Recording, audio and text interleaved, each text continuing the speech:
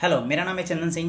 I am mentor of 1000 student. मैंने कि जैसा कि आपको प्रॉमिस किया था कि एक ब्रह्मास्त्र बैच की शुरुआत करूंगा जो कि एब्सोल्युटली फ्री है, आपको फ्री ऑफ कॉस्ट। तो आप सारे कोर्सेज़ को यहाँ से फ्री में चेकआउट कर सकते हो। तो बाकी के जो क्लासेस अभी तक रन हो चुके हैं केमिकल रिएक्शन एंड इक्वेशन के, आप उसके लिंक डिस्क्रिप्शन में मिल जाएगा, वहाँ से आके वीडियो को देख लो। उसके बाद से इस वीडियो को देखना तो और अच्छे से समझ में आएगा। आज है इस वीडियो का पार्ट नंबर 4, जिसमें हम साइंस में शुरुआत किया था हमने केमिकल रिएक्शन एंड इक्वेशन। आज का टॉपिक है रेडॉक्स रिएक्शन। देखो, हमने रिएक्शन में बहुत सारे रिएक्शंस, जो टाइप ऑफ रिएक्शन है, उस सबके बारे में डिस्कस कर लिया है। आज बेसिकली डिस्कस करेंगे रेडॉक्स रिएक्शन, और ये आपके सिलेबस में है और ये मोस्ट इंपॉर्टेंट टॉपिक है। ठीक है, रेडॉक्स रिएक्शन भी दो तरह के होते हैं। इस रेडॉक्स रिएक्शन को ही कभी कभार ऑक्सीडेशन एंड रिडक्शन कहा जाता है। Oxidation and reduction reaction. ठीक है, इसको या तो ऑक्सीडेशन एंड रिडक्शन रिएक्शन देगा या फिर रेडॉक्स रिएक्शन देगा, दोनों का मतलब सेम होता है। क्लियर है? चलो इसको डिस्कस कर लेते हैं। अगर मान लो कोई रिएक्शन हो रहा है, ठीक है, और उस रिएक्शन में किसी भी कंपाउंड का ऑक्सीडेशन हो रहा होगा और किसी दूसरे कंपाउंड का रिडक्शन भी हो रहा होगा, तो अगर दोनों फिनोमेना एक साथ हो रहा होगा तो ऐसे इक्वेशन को हम कहते हैं रेडॉक्स रिएक्शन या फिर ऑक्सीडेशन रिडक्शन रिएक्शन। अभी समझ में नहीं आया होगा। क्यों नहीं समझ में आया होगा? क्योंकि मैंने अभी ऑक्सीडेशन और रिडक्शन के बारे में नहीं बताया। अभी फ़िलहाल मैंने एक बेसिक कॉन्सेप्ट डिस्कस किया है कि अगर कोई रिएक्शन हो रहा है और उसमें ऑक्सीडेशन भी हो रहा होगा और रिडक्शन भी हो रहा होगा, अगर दोनों साथ साथ हो रहे हैं तो ऐसे रिएक्शन को रेडॉक्स रिएक्शन या फिर ऑक्सीडेशन रिडक्शन रिएक्शन कहते हैं। तो अभी बेसिक आपको रेडॉक्स रिएक्शन समझ में आ गया क्या होता है। अब हम शुरू करेंगे कि ऑक्सीडेशन क्या होता है, फिर रिडक्शन क्या होता है। चलो चलते हैं ऑक्सीडेशन के ऊपर।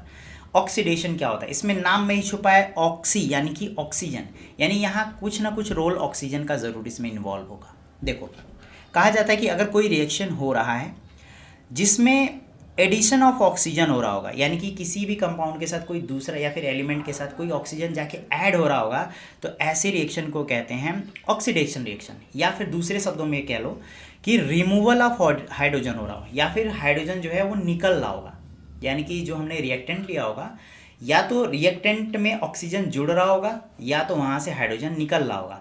अगर ये दोनों में से कोई एक फेनामेना हो रही है तो ऐसे रिएक्शन को कहेंगे ऑक्सीडेशन रिएक्शन। ठीक है, जैसे एग्जांपल क्या हो, जैसे ये सोडियम है, इसको हम एयर के साथ मिक्स कर रहे हैं तो ये बना लेगा आपका NO2O।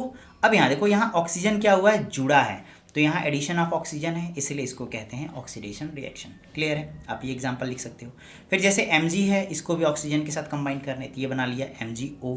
यहाँ भी क्या हो रहा है कि Mg ऑक्सीजन के साथ कंबाइन हो रहा है, यानी कि एडिशन ऑफ ऑक्सीजन हो रहा है, तो इसलिए इन दोनों रिएक्शन को क्या कहेंगे, ऑक्सीडेशन रिएक्शन। तो ये तो हमने सिर्फ एडिशन ऑफ ऑक्सीजन के बेसिस पे ऑक्सीडेशन रिएक्शन को डिस्कस सुनाओ। अब देख लेते हैं कि रिमूवल ऑफ हाइड्रोजन के बेसिस पे जो हमारा ऑक्सीडेशन रिएक्शन है वो कैसे होगा। तो देखो, यहाँ जैसे H2S है, इसमें हाइड्रोजन है, ऑक्सीजन के साथ इसको कंबाइन कर रहे हैं, तो जैसे ही ऑक्सीजन के साथ कंबाइन करेंगे यहाँ से सल्फर सेपरेट हो जाएगा और ये बना लेगा H2O। तो यहाँ देख रहे हो ना, यहाँ हाइड्रोजन रिमूव हो रहा है, इसीलिए इसको रिमूवल ऑफ ऑक्सीजन कहेंगे। लेकिन इस पूरे रिएक्शन को कौन सा रिएक्शन कहेंगे, ऑक्सीडेशन रिएक्शन कहेंगे। तो ऑक्सीडेशन रिएक्शन हमने दो तरीके से आपको बताया, पहला एडिशन ऑफ ऑक्सीजन, दूसरा रिमूवल ऑफ हाइड्रोजन। अगर किसी इक्वेशन में रिएक्टेंट के साथ अगर ऐसा हो रहा है, ऐसे रिएक्शन को कहेंगे ऑक्सीडेशन रिएक्शन। तो ये on the basis of addition of oxygen, ये on the basis of removal of hydrogen. देखो यहाँ ऐड प्लस में O लिखा है, यानी एडिशन ऑफ ऑक्सीजन है, प्लस में O एडिशन ऑफ ऑक्सीजन है, माइनस में H यानी कि removal of hydrogen gas. Clear है? अब चलो इसके बाद समझ लेते हैं ऑक्सीडाइजिंग एजेंट क्या होता है। देखो, अगर ऑक्सीडेशन आपको समझ में आ गया तो जिस कंपाउंड या फिर एलिमेंट का ऑक्सीडेशन हो रहा होगा उस एलिमेंट को ही हम कहेंगे कि ये ऑक्सीडाइजिंग एजेंट है। अच्छा, ये अभी पूरी तरीके से नहीं समझ में आएगा, चलो इसको देखते हैं। जैसे यहाँ हमारे पास है ZnO और यहाँ है कार्बन, इन दोनों को जब कंबाइन करेंगे तो Zn अलग हो गया और ये ऑक्सीजन इसके साथ कंबाइन होकर CO बना लिया। क्लियर है? अब यहाँ देखो, यहाँ से ऑक्सीजन क्या हो रहा है, यहाँ से ऑक्सीजन निकल रहा है, ठीक है, और दूसरे के पास ऑक्सीजन जाके क्या हो रहा है, कंबाइन हो रहा है। तो जो ऑक्सीजन देगा, ठीक है, यानी कि जिसके पास ऑक्सीजन होगा वही तो देने के लिए एलिजिबल होगा। तो जिसके पास, बेसिकली ऐसे कह लो कि जिसके पास ऑक्सीजन है उसको कहेंगे ऑक्सीडाइजिंग एजेंट। ठीक है, यानी कि जो ऑक्सीजन दे सकता है, तो जिसके पास होगा वही तो देगा। तो अगर कह सकते हो कि जिसके पास ऑक्सीजन है उसको ऑक्सीडाइजिंग एजेंट कहेंगे, या फिर जो ऑक्सीजन देने में एलिजिबल है उसको ही ऑक्सीडाइजिंग एजेंट कहेंगे। तो दोनों तो बात एक ही है ना, जिसके पास ऑक्सीजन होगा वही देगा। तो यहाँ ZnO के पास ऑक्सीजन है, यानी ये ऑक्सीजन देने के लिए कैपेबल है, इसीलिए इस ZnO को क्या कहेंगे, ऑक्सीडाइजिंग एजेंट कहेंगे। तो यहाँ ZnO को हमने क्या कह दिया, ये ऑक्सीडाइजिंग एजेंट हो गया। डेफिनेशन पढ़ लेते हैं। कह रहा है कि the substance which either gives oxygen, या तो वो ऑक्सीजन दे। अच्छा, हमने ऑक्सीडेशन में दो चीज़ें पढ़ा था, पहला कि एडिशन ऑफ ऑक्सीजन, फिर रिमूवल ऑफ हाइड्रोजन। तो यहाँ ऑक्सीडाइजिंग एजेंट भी ऑक्सीजन और हाइड्रोजन के बेसिस पे इसको भी एक्सप्लेन कर सकते हैं। पहला हमने ऑक्सीजन के बेसिस पे कर दिया कि ये ऑक्सीजन देगा, ठीक है। दूसरा ये है कि रिमूवल ऑफ हाइड्रोजन, जो रिमूव करेगा हाइड्रोजन उसको भी हम क्या कहते हैं, ऑक्सीडाइजिंग एजेंट कहते हैं। तो खैर यहाँ पे तो हमारे पास हाइड्रोजन नहीं है, तो इसके एग्जाम्पल को हम थोड़ा सा बाद में डिस्कस करेंगे कि on the basis of removal of hydrogen पे हमारा ऑक्सीडाइजिंग एजेंट है वो कौन सा होगा। तो ये समझ में आ गया ऑक्सीडाइजिंग एजेंट क्या है, जिसके पास ऑक्सीजन है या फिर जो देने की एलिजिबिलिटी रखता है, ऐसे सब्सटेंस को हम क्या कहेंगे, ऑक्सीडाइजिंग एजेंट। जैसे ZnO और कार्बन मिक्स होके क्या बन गया, Zn और CO बना लिया। तो यहाँ से देख रहा हूँ ऑक्सीजन निकल गया, इसीलिए इस ZnO को क्या कहेंगे, ऑक्सीडाइजिंग एजेंट कहेंगे, ठीक है। अब यहाँ रिड्यूसिंग एजेंट क्या है, तो पहले हमको रिडक्शन पढ़ना पड़ेगा, तब जाके इसको हम समझ पाएंगे। उससे पहले चलते हैं एक एक्टिविटी पे, और ये काफ़ी इंपॉर्टेंट एक्टिविटी है। जैसे ये वीडियो सीरीज इस चैप्टर का खत्म होगा, मैं सारी एक्टिविटीज़ जो आपके बुक में NCERTs में दिया हुआ है वो सारा कराऊंगा, ठीक है। तो देखो एक्टिविटी में है क्या, to study oxidation of copper to copper oxide, यानी कि हम कॉपर का ऑक्सीडेशन को स्टडी करना चाहते हैं क्या होता है। तो जाहिर सी बात है, अगर कॉपर को हम बर्न करें तो क्या होगा, सबसे पहले हमारा क्वेश्चन ये होता है। तो हमने एक यहाँ पे चाइना डिस्क लिया हुआ है, ठीक है। इसमें 1 ग्राम ऑफ कॉपर पाउडर रखा हुआ है, ठीक है। 1 ग्राम ऑफ क्या रखा है हमने, कॉपर पाउडर। देखो जो कॉपर पाउडर होता है ना वो ब्लैक कलर का होता है, ठीक है। अब इसको हमने बर्नर के सहायता से इसको धीरे धीरे हीट देना शुरू किया, यानी कि गर्म करना शुरू किया है। अब जैसे इसको गर्म करेंगे ना, तो ये जो हमारे पास कॉपर है ना वो ब्राउन कलर में कन्वर्ट हो जाएगा, ठीक है। बर्न होने पे जो कॉपर है वो ब्राउन कलर का कन्वर्ट हो जाएगा। इसी को कहते हैं कि ये इसका क्या हो गया, ऑक्सीडेशन हो गया है, ऑक्सीडाइज हो गया है, तो ये कॉपर ऑक्साइड में कन्वर्ट हो जाएगा, ठीक है। तो बस आपको लिखना क्या है, लिखोगे it will be observe that the brown surface of copper, पहले कॉपर किस कलर में था, पहले कॉपर ब्राउन कलर का था, ठीक है। फिर जैसे ही हमने इसको हीट दिया तो ये ब्लैक कॉपर में कन्वर्ट हो गया, यानी कि कॉपर का क्या हो गया है, ऑक्साइड, यानी कि ऑक्सीडेशन हो गया है, ठीक है।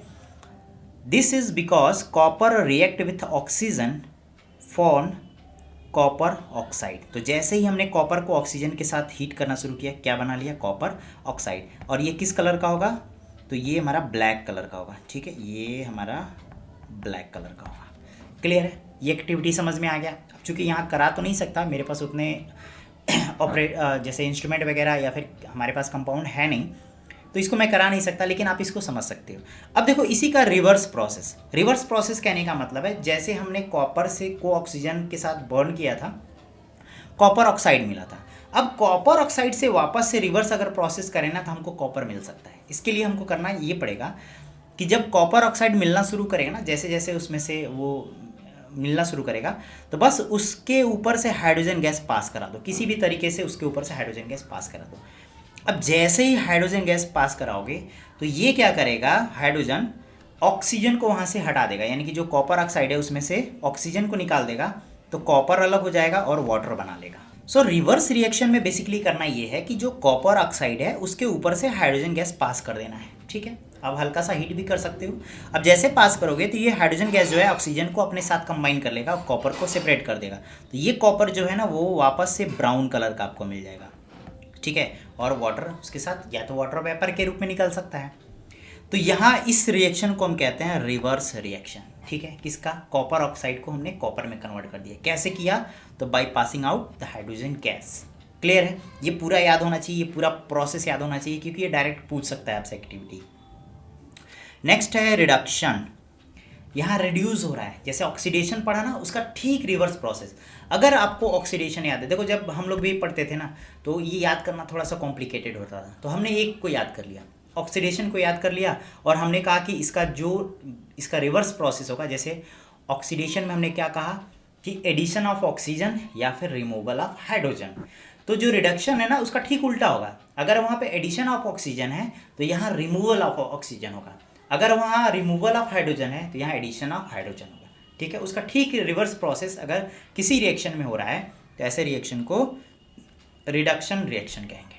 क्लियर है, समझ में आ गया। यानी यहाँ बेसिकली होगा क्या, यहाँ एडिशन ऑफ हाइड्रोजन होगा और रिमूवल ऑफ ऑक्सीजन होगा। अगर ऐसा कोई भी रिएक्शन कंडक्ट हो रहा है देन उस रिएक्शन को क्या कहेंगे कि वो रिडक्शन रिएक्शन हो रहा है। क्लियर है। अब चलो इसको समझ लेते हैं। तो इसके एग्जाम्पल को समझ लेते हैं। जैसे हमारे पास है हाइड्रोजन गैस और यहाँ पर है सल्फर। ठीक है, दोनों को कंबाइन करें तो ध्यान से समझना है।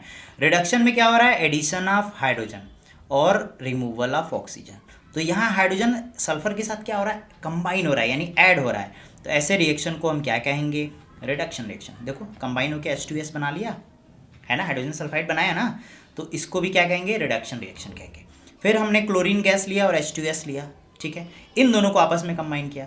और जब इन दोनों को आपस में कंबाइन करोगे तो ये हाइड्रोजन क्या हुआ, क्लोरीन के साथ ऐड हो गया। यहाँ ऐड हुआ है यानी एडिशन ऑफ हाइड्रोजन है। तो HCl गैस बना लिया, सल्फर अलग हो गया। सल्फर से तो हमें लेना देना नहीं, हमें सिर्फ हाइड्रोजन और ऑक्सीजन को ध्यान देना है। तो यहाँ भी एडिशन ऑफ हाइड्रोजन हुआ है जो कि हमारे डेफिनेशन को फुलफिल कर रहा है, इसलिए ये रिएक्शन भी कौन सा रिएक्शन है, रिडक्शन रिएक्शन है। क्लियर है। अब जैसे ZnO है और यहाँ कार्बन है, हमने कहा है रिमूवल ऑफ ऑक्सीजन। तो देखो इस ZnO में से ऑक्सीजन क्या हो रहा है, गायब हो गया, और गायब हो गया तो Zn अलग हो गया और CO के साथ ये चला गया। तो यहाँ से बेसिकली हाइड्रोजन क्या हो रहा है, रिलीज हो रहा है यानी कि रिमूव हो रहा है, इसीलिए ऐसे रिएक्शन को क्या कहेंगे, रिडक्शन रिएक्शन। तो on the basis of removal of oxygen and on the basis of addition of hydrogen reaction should be और आइदर रिडक्टिव नेचर और ऑक्सीडाइजिंग नेचर। ठीक है, यानी कि या तो ऑक्सीडेशन होगा या तो रिडक्शन होगा। तो हमने एडिशन ऑफ हाइड्रोजन बता दिया और रिमूवल ऑफ ऑक्सीजन, रिडक्शन के टाइप्स को बता दिया है बिल्कुल डिटेल में।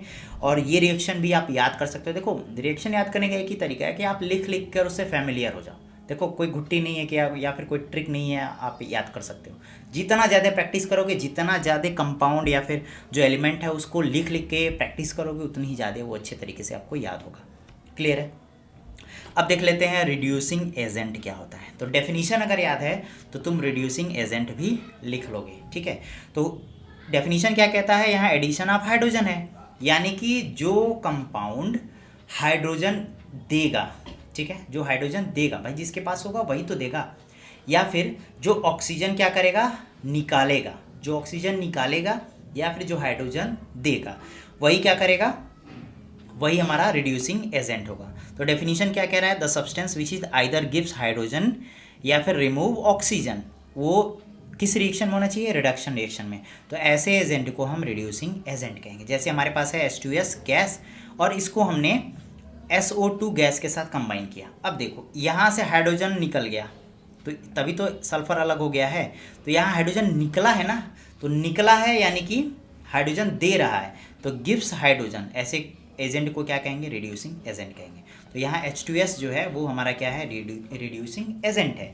तो इस रिएक्शन में आप देख सकते होगे यहाँ कार्बन क्या कर रहा है, इसके ऑक्सीजन को रिमूव कर दे रहा है। तो रिमूवल ऑफ ऑक्सीजन या फिर गिव्स हाइड्रोजन, वो क्या होता है, हमारा रिड्यूसिंग एजेंट होता है। तो यहाँ कार्बन क्या कर रहा है, रिड्यूसिंग एजेंट की तरह काम कर रहा है। क्लियर है। तो ये आई थिंक सारा आपको हेडिंग समझ में आ गया होगा कि ऑक्सीडेशन क्या होता है, रिडक्शन क्या होता है। अब इसी के बेसिस पे रेडॉक्स रिएक्शन भी समझ में आ गया होगा। यानी अगर किसी एक रिएक्शन में दोनों हो रहा है, ऑक्सीडेशन भी हो रहा है, रिडक्शन भी हो रहा है, देन ऐसे रिएक्शन को हम रेडॉक्स रिएक्शन कहेंगे। अब डेफिनेशन पूरा समझ में आ गया। चलो अब देख लेते हैं effect of oxidation reaction in everyday life, यानी कि जो हमारा एवरीडे लाइफ है उसमें हमारे ऑक्सीडेशन का क्या रोल होता है या फिर कैसे वो वर्क करता है, इसको समझते हैं। तो देखो सबसे पहला जो डेली लाइफ एग्जांपल है वो है कोरोजन। जैसे आप रस्टिंग ऑफ आयरन देखे होगे ना, जो लोहा होता है हमारा, हम लोग कहते हैं मूर्छा पकड़ लिया इस पर, तो वो एग्जाम्पल है कोरोजन का। तो बेसिकली ये किस पे डिपेंड करता है, ये ऑक्सीडेशन पे, यानी कि वहाँ आयरन का क्या हो रहा होगा, ऑक्सीडेशन हो रहा होगा, तो उसको ही कहते हैं हम कोरोजन। ठीक है, the process in which metals are decayed gradually by the action of air, moisture and acid on their surface. Basically it is caused by oxidation of metal, यानी यहाँ मेटल का ऑक्सीडेशन हो रहा है, और मेटल का ऑक्सीडेशन हो रहा है वो किस में इन्वॉल्व होगा, कोरोजन में। और कोरोजन है क्या, तो जो मेटल सरफेस के ऊपर हमारा एक्शन ऑफ एयर, मॉइस्चर और एसिड का जो रिएक्शन हो रहा है उसी को हम कहते हैं कोरोजन। और उस प्रोसेस में आप देखोगे मेटल का कुछ ऐसा स्ट्रक्चर चेंज हो जाएगा, ठीक है, इसको ही क्या कहते हैं हम, कोरोजन कहते हैं। तो आई थिंक कोरोजन आपको समझ में आ गया। इसके रिएक्शन को कैसे लिखोगे, तो हमने आयरन को ले लिया, उसको एयर के साथ मिक्स किया है। अब देखो ये एयर में मॉइस्चर भी होगा ना, एयर तो मॉइस्चर तो होगा ही, ये दोनों आपस में कंबाइन करके Fe2O3 बना लिया, और साथ ही साथ कुछ वाटर के ड्रॉपलेट्स टाइप के तो होंगे ही उसमें, इसी को कहते हैं हाइड्रेटेड आयरन ऑक्साइड, ठीक है, क्या कहेंगे, हाइड्रेटेड आयरन ऑक्साइड कहेंगे। अब जैसे हमारे पास कॉपर है, और कॉपर को भी, अब जैसे आयरन तो हमने लिया ही, साथ साथ कॉपर का भी एग्जांपल देख सकते हैं। जैसे कॉपर है उसको हम क्या करते हैं, एयर और मॉइस्चर के साथ कंबाइन कर रहे हैं। तो जैसे ये दोनों आपस में कंबाइन होंगे तो ये जो कॉपर है ये कॉपर कार्बोनेट बना लेगा, ठीक है, और ये ग्रीन कलर का हो जाएगा, इसका कलर ग्रीन हो जाएगा। जैसे ये वाला जो देख सकते हो ना, इसका कलर कैसा होगा, हल्का सा रेडिश ब्राउन हो गया है, तो इसका कलर जो होगा वो ग्रीन कलर का होगा, इसको कहते हैं कॉपर कार्बोनेट, और ये एग्जाम्पल है कोरोजन का। क्लियर है। अब कोरोजन से होता क्या है, तो कोरोजन जो है वो बेसिकली डैमेज कर देता है किसी कार की बॉडीज़ को, या फिर आयरन की रेलिंग्स होती हैं, शिप्स होती हैं, या फिर ऑल बॉडीज़ जो मेटल्स के बने हुए हैं, खासकर कि आयरन के, तो उन सब का क्या कर देता है ये कोरोजन, उसको डिस्ट्रॉय कर देता है पूरी तरीके से। तो अब डिस्ट्रॉय तो हो गया, तो इसको प्रिवेंट कैसे करेंगे, तो यानी कि प्रिवेंशन ऑफ कोरोजन भी हमको पढ़ना पड़ेगा, और ये मोस्ट इंपॉर्टेंट टॉपिक है, आपके एग्जाम में आता है। देखो कह रहा है कि प्रिवेंशन ऑफ कोरोजन, देखो याद करोगे तो थोड़ा सा डिफिकल्ट, आप खुद सोचो, आपके घर में जो गेट वगैरह लगे होते हैं या फिर जो छत की रेलिंग्स होती है उसको आप क्या करते हो, सबसे पहला काम करते हो उसकी पेंटिंग कर देते हो, ठीक है, पेंटिंग कर सकते हो, उस पर ऑयल लगा देते हो, देखते होगे ना जो दुकान वगैरह के जो शटर्स होते हैं उसमें ऑयलिंग की जाती है, या फिर ग्रीस लगाया जाता है, उसमें ग्रीस पोत दिया जाता है, ठीक है। तो ये एक प्रोसेस हो गया। या फिर इसकी कोटिंग भी कर सकते हो। कोटिंग कैसे करेंगे, तो जो जिंक होता है ना उसको आप आयरन के ऊपर से पूरा लगा दो, तो जिंक की कोटिंग कर दोगे अगर आयरन के ऊपर, तो हम उसके कोरोजन को हम प्रिवेंट कर सकते हैं। क्लियर है, इतना चीज़ समझ में आ गया। चलो नेक्स्ट टॉपिक है रेंसिडिटी, और ये इस चैप्टर का आखिरी टॉपिक है। इसके बाद से हम प्रीवियस ईयर के क्वेश्चंस डिस्कस करेंगे, साथ ही साथ एक्टिविटी डिस्कस करेंगे। रेंसिडिटी क्या है, जैसे देखो हम लोग क्या करते हैं, जैसे आपने चिप्स के पैकेट वगैरह देखे होंगे तो उसमें एयर भर दिया जाता है। ऐसा क्यों किया जाता है, क्योंकि अगर वो डायरेक्ट सन के कांटेक्ट में आ गया या फिर एयर के कांटेक्ट में आ गया तो वो ख़राब होना शुरू हो जाता है, उसी को कहते हैं रेंसिडिटी, ठीक है। तो उससे प्रिवेंट करना पड़ता है। बेसिकली ये किस प्रोसेस में इन्वॉल्व होता है, तो यहाँ स्लो ऑक्सीडेशन होता है। किसका होता है, तो ऑयल एंड फैट्स का होता है। और जब slow oxidation oil and fat का होता है तो इसका जो स्मेल होता है ना वो चेंज हो जाता है, और बेसिकली वो जो हमारे फूड्स होते हैं वो ख़राब हो जाते हैं, ठीक है, वो अनप्लीजेंट स्मेल होता है। इस प्रोसेस में इन्वॉल्व क्या होता है, तो स्लो ऑक्सीडेशन। तो आपसे पूछिएगा रेंसिडिटी है क्या, तो the slow oxidation of oil and fats present in food materials resulting in compound with unpleasant smell is known as rancidity. Clear है। अच्छा, अब रेंसिडिटी को हम प्रिवेंट कैसे कर सकते हैं, तो आप खुद सोचो, जो चिप्स के पैकेट्स होते हैं ना उसको एयर टाइट पैक किया जाता है, जो फूड की पैकेजिंग की जाती है उसको भी एयर टाइट किया जाता है। आपने देखा होगा जो आलमंड्स वगैरह होते हैं उसके पैकेट, अगर आप पैकेट वाला खरीदते होंगे तो वो एयर टाइट पैक किया जाता है, उसमें एयर होता ही नहीं है, वो लंबे टाइम तक प्रिवेंट हो जाता है, वो बच जाता है, ठीक है। और या फिर फ्रीज, रेफ्रिजरेशन करके हम फ्रीज में डाल देते हैं फूड्स को, उससे भी क्या कर सकते हैं, बचा सकते हैं। वैक्यूम पैकिंग, हवा ही निकाल दो, उसकी पैकिंग ही ख़त्म कर दो, ठीक है। तो ये तरीका है रेंसिडिटी से बचाने का। तो उम्मीद करता हूँ कि ये सारी चीज़ें आपको समझ में आ गई होंगी। तो अगला जो आपको वीडियो मिलेगा उसमें हम प्रीवियस ईयर के क्वेश्चंस डिस्कस करेंगे। अगर एक वीडियो में नहीं हुआ तो हम दूसरा उसके लिए वीडियो बनाएंगे और एक्टिविटी भी डिस्कस कर सकते हैं।